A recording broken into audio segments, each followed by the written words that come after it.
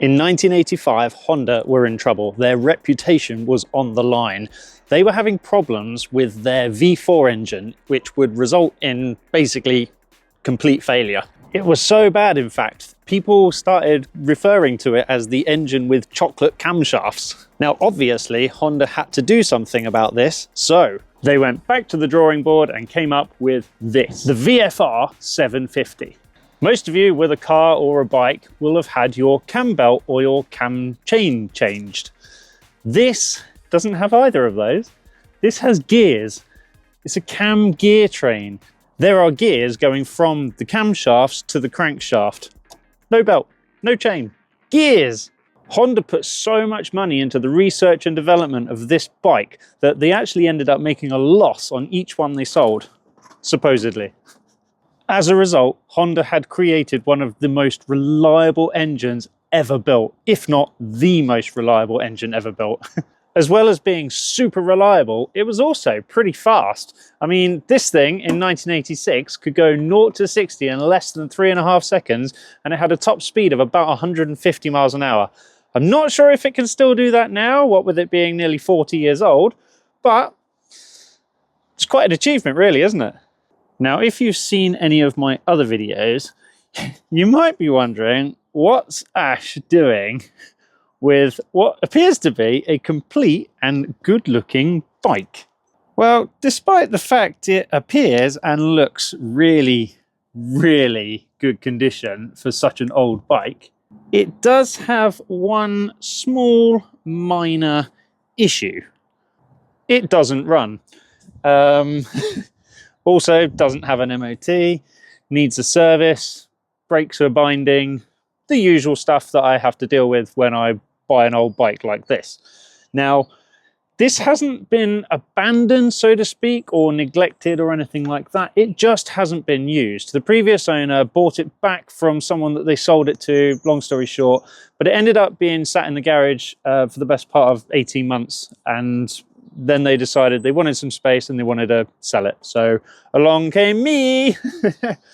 So when the previous owner bought it back from the previous owner prior to them, they put it through an MOT. Now that passed in March 2023.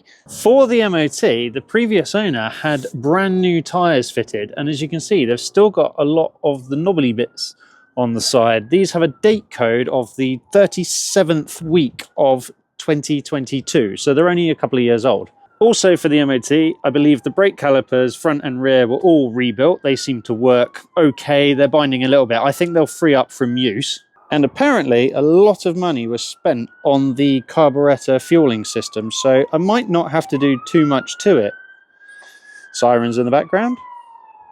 It's not perfect. There are like some signs of rust, and I do have a slight concern about the exhaust down here, but I'll cross that bridge when it comes to it. The bodywork and fairings look amazing on the camera, but they're not perfect. They're okay. You can see, like, they're not the same color.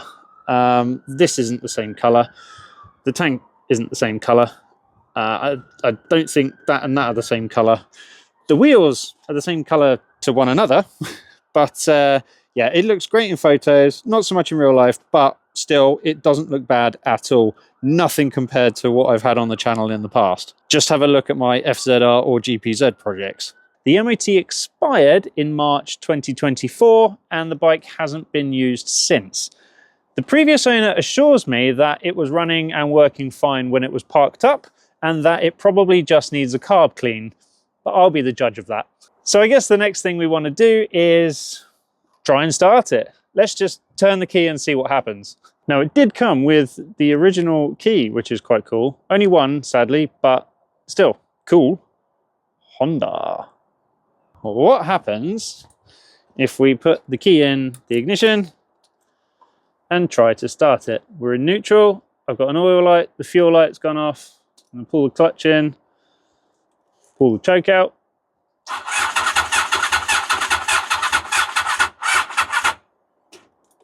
The battery's flat.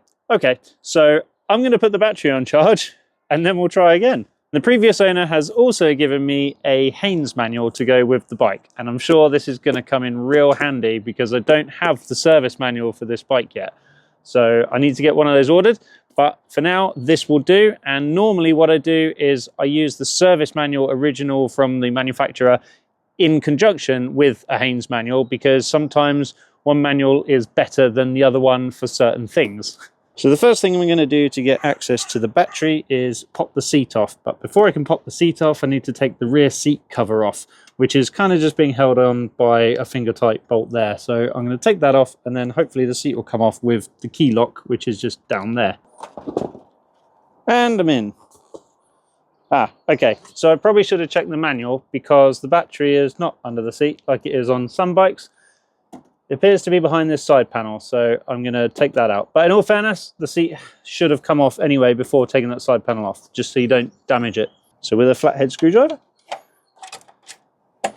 Okay, that came out with half a turn. Oh no, is this going to have grommets? Oh, I hate these things. I'm always terrified on a bike this age that when you pull the side panels off that have got pegs on like this, that they're just going to snap off. Luckily, they didn't. So there's the battery. Just got to undo the clamp holding it in. Oh, careful actually. Don't damage your absolutely pristine condition side panel. There we go. Pop this bracket off, open that, and then interestingly, well, that's loose. That's not going to help things, is it? It's got a weird right angle bracket on with an Allen bolt in it. So I'll go get my Allen keys, pop that off, and get it on charge. Okay, I've fully charged the battery and fitted it back to the bike. Now this bike has a really cool fuel petcock kind of thing. It's built into the tank. So off, reserve, fuel. I'm not sure how much fuel is in there, but I'm going to put it on reserve. That way I know there's going to be fuel flowing, hopefully. Let's see what happens. Ignition on. Choke out, clutch in.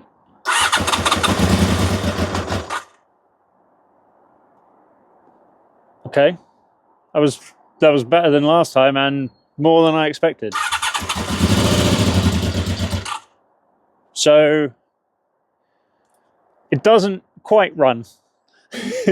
So it doesn't run, but it does run. Can we get it to idle? We get a bit more choke.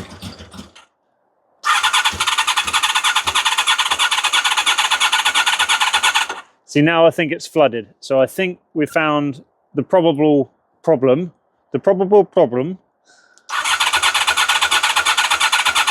Yeah, I think it's flooded now. So I think what the issue is, the carbs are not okay. I can actually smell fuel. So it suggests to me that the previous owner was probably right. The carbs need going through. But it did idle for a split second before it filled all the cylinders with fuel. So we need to obviously be very careful that that doesn't happen, because that can end up bending rods, which we really don't want to do. Okay, so we know what we got to do. We got to start taking this apart. As you can see, it's kind of got a bit dark, so I'll get it into the workshop and we'll go from there. That's not good. Yeah, I think we've definitely got a carb issue. I'm going to suspect that that fuel is leaking out of there because the floats are stuck. That's my shot in the dark guess. Anyway, right, okay. Nobody smoke. Okay, I'm in the workshop. Now, if you've made it this far in the video and you haven't done so already and you're not a subscriber, become one by pressing that subscribe button. Give me a thumbs up if you're enjoying this as well. And in case you're wondering what these bits are behind me and what that big lump of engine is there, that's from the GPZ that I've been working on.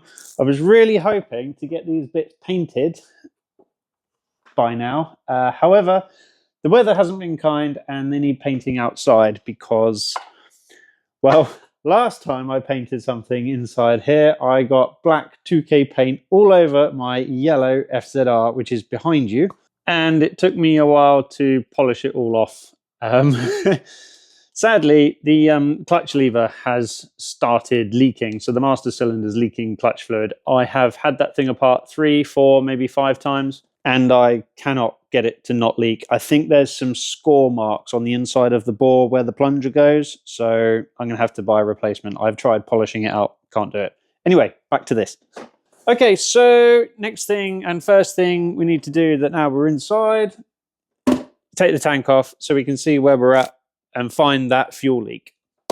Looking at this, it would seem there is a bolt there and a bolt there. Once those two off, I can lift this up and I guess disconnect the fuel lines which will be attached to it. Before I lift the tank, I need to unplug this electrical cable, which I'm assuming at this point is the fuel gauge. Oh, doesn't have a fuel gauge. Fuel light. Right, now assuming there is a couple of fuel pipes attached to this. Yeah, that one. Oh, okay, that one's just a water, air, not water. No, it is a drain. It's a drain plug. So if it rains, water gets on the filler cap and then it runs through a pipe inside the tank and then out through this hose here to stop water from going in the fuel. The other hose that's connected to it is a fuel hose, which I'm going to have to disconnect and hopefully not get too much fuel all over the floor. Come on. I can't get the fuel hose off the filter. What an absolute nightmare. So in a really annoyingly failed attempt of trying to remove a fuel hose, I've split it. So now I'm just going to cut it so I can get the tank out of the way so I can fix that small problem. Fuel's going to go everywhere. So you've got this filter here. So you've got a fuel filter that is connected to the pipe that goes to the tank, and it's now split there. So I'm just going to cut it there so I can lift the tank out of the way and get on with the rest of my life. You've heard the expression, you have to make something worse before you can make it better? This is one of those situations. Okay. I put this bolt back in finger tight so that the tank didn't fall off when I was rummaging around in there. Okay, are we ready for fuel to go everywhere? Oh, it's dribbling. One thing I am impressed with is the design of this tank. So once you take it off the bike, it sits in such a way that it's not putting any unnecessary strain or pressure on anything connected to it, which, unlike other bikes, I've had problems with. For example, the tank from my Thundercat, that you couldn't put the tank anywhere. It was a nightmare because it just pressed on the petcock and stuff like that. Okay, to get to the carbs, which is where I suspect we've got a problem, I need to take the airbox off. And to do that, it looks like it's 1, 2, 3, 4, 5, 6, 7 screws going around the outside. So I will grab my JIS screwdriver. If you're not familiar with JIS, Japanese industry standard, and they're basically a better Phillips. With all those screws removed, that just simply lifts off and the air filter can come out, which doesn't look too bad. Looks pretty clean, to be honest. Right, that reveals more screws to be able to remove the lower case. So I'll do that. There we go. 5 screws out of there. Now I'm assuming, yep, that just comes off there. Okay, so just need to remove this very strange looking clip. Oh, just pull the hose off. There we go. Pop that on there. Okay, that reveals another bit. So I've got a feeling this comes off separately. Actually, maybe the 4 carbs come off altogether. I'm not sure. Under the air filter and everything, it would seem that this is some sort of cap that holds the 4 carburetors together. So each one has 2 screws in with a bent over tab. So all I'm going to do is bend over the tabs, undo the screws, and see if I can lift this plate off. They all came undone all right. I had to use my pound through JIS screwdriver to loosen them. But Now they're all loose, I can undo them, being very careful not to drop them into the carburetors. Okie doke, there we go, all 4 of those removed. Now will this come out? That was toit like a toiger.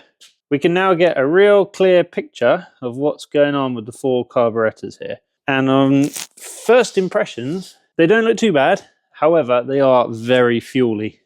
So you can see in here, there is just, they're wet. They're soaking wet with fuel. Now, I think what happened when we had this started, this is an overflow pipe. It's connected to the top of each of the 4 carburetors. And if there's too much fuel in them, it will literally come up there. And you can see where the dust is missing from here. I think the fuel came out of there, and that's why it was wibbling all over the floor. This carburetor here is actually full of fuel.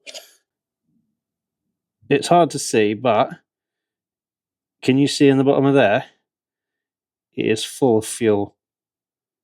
That basically says to me, as I suspected, the carburetors are not quite right, and they're just chucking too much fuel into the engine. So obviously what we have to do, or what I have to do, is take the carburetors off, get them on the bench, and give them a good seeing to. Right. Carburetors. Remove the air filter housing. Check. Release the retaining clip and disconnect the fuel hose from the carburetors. Okay, we'll do that in a second. Slacken the 4 retaining clips securing the carburetor intake joints. I think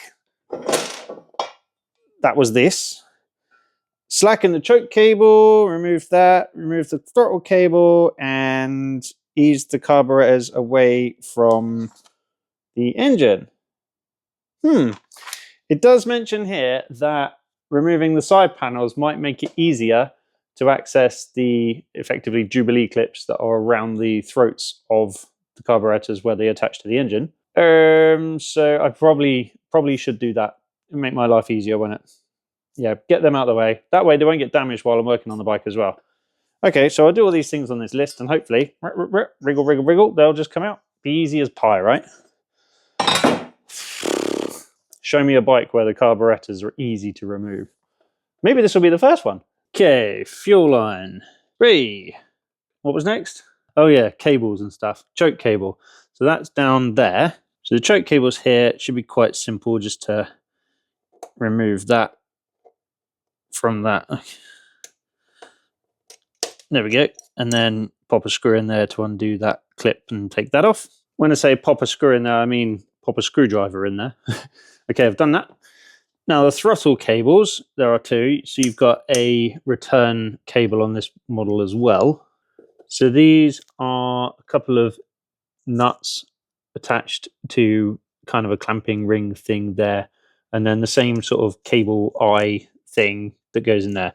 I'm talking nonsense. I'm going to do that and get them off.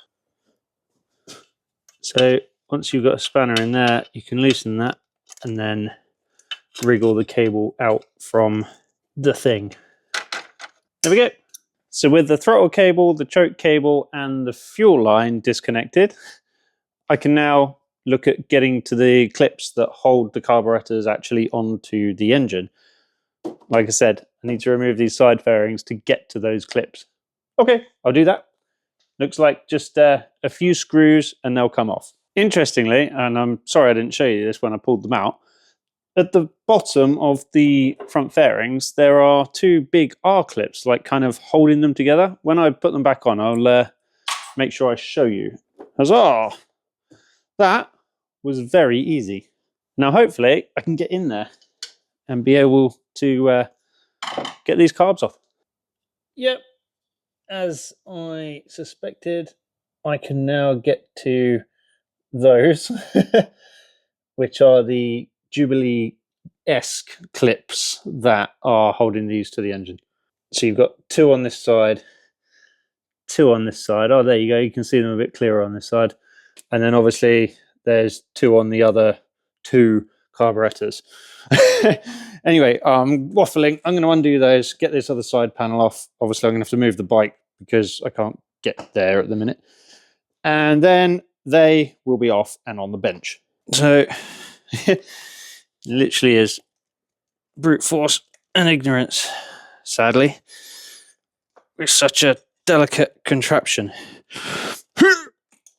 Oh, come on. I've got 3 off, 1 left. Right, okay. And hopefully they'll just lift off. Ah, there we go. Oh, there is a lot of fuel in there. Okay. As you can see, there is a lot of fuel in there. There's also a spring. That looks like a carb balancing adjuster spring. Interesting. Finally, the carburetors are on the bench. Now, sadly, they don't look that great, to be honest. This carburetor here has a broken bracket that means it can't be attached to the rest of them. This one also has a broken bracket, which means it can't be attached to the rest of them. That spring I found is indeed a balancing spring, which goes between those two. So I'm glad I found it. And in a bit of good news, the rest of it does appear to be all there. I'm not sure what these are going to look like on the inside yet. Hopefully, not too bad. But that's a question that will be answered in the next video. Thank you so much for watching. I hope you enjoyed this. And if you did, give me a thumbs up. Don't forget to subscribe if you're not subscribed already. Next week, hopefully, we'll have the GPZ engine back together and looking nice and shiny. I'll fix the clutch on the FZR and maybe take that out for a spin at some point. My Ducati 848, if you haven't seen that on the channel, that was a crash damage bike I did. That is now ready for sale. If you are interested, send me an email, youtube@ashroland.com. Make me an offer. You might have noticed in the background, I've got a Ducati ST2 as well. That I couldn't sell because nobody wanted it. Sadly, it turns out the timing belts on those is a very important kind of servicing thing, and they haven't been done and they need doing. I have ordered 2 timing belts, 4 bearings which go in the adjustable tensioners, and 2 standalone tensioners that don't move. And I'm going to do the belts on them. I've never done a timing belt before on anything, bike or car, so that'll be an interesting video to watch. So, plenty of content for you guys in the coming weeks. Again, thank you so much for watching. I'll catch you next time. Cheers!